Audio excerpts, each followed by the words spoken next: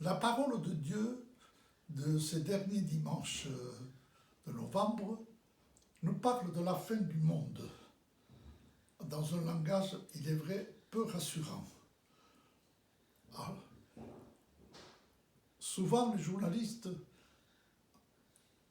quand il y a une catastrophe, un tsunami, un tremblement de terre, une guerre, parlent souvent d'apocalypse, à tort d'après moi.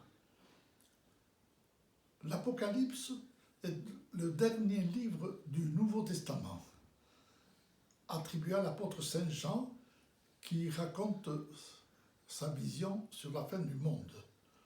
Mais c'est avant tout un livre d'espérance qui a été écrit pour soutenir l'espérance des chrétiens persécutés au 1er siècle après le Christ. Le message principal de ce livre est la victoire finale du bien sur le mal, de la lumière sur les ténèbres. Il annonce ainsi la victoire de Dieu sur terre, et donc la fin des temps, ce qu'on appelle l'eschatologie. L'auteur de l'Apocalypse appelle de ses voeux les chrétiens à avoir foi en Jésus, à exprimer et vivre dans leur chair ce que lui-même a enduré.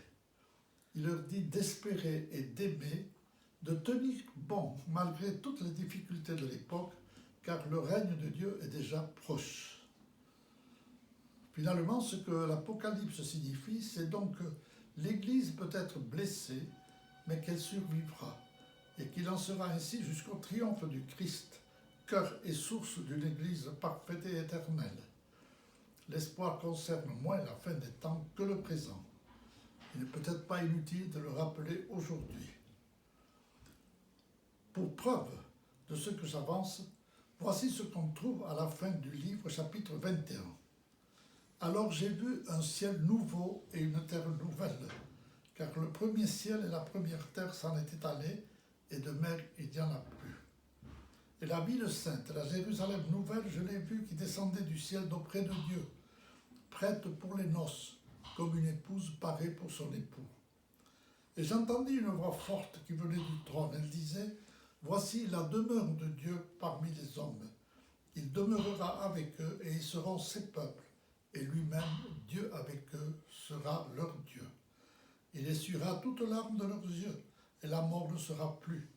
Et il n'y aura plus ni deuil, ni cri, ni douleur. Ce qui était en premier s'en est allé. » Alors celui qui siégeait sur le trône déclara, « Voici que je fais toutes choses nouvelles. » Et il dit, « Écris, car ces paroles sont dignes de foi et vraies. » Voyez, l'Apocalypse est vraiment un livre d'espérance.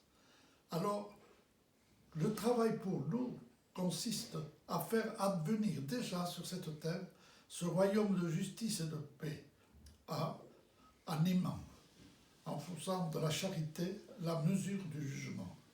C'est pour cela qu'en ce jour où nous célébrons la journée mondiale des pauvres, nous sommes invités à une charité concrète, effective, persévérante, à l'endroit de tous ceux qui sont dans le besoin, de tous les pauvres. Je termine par ces paroles de Sainte Thérèse d'Avila.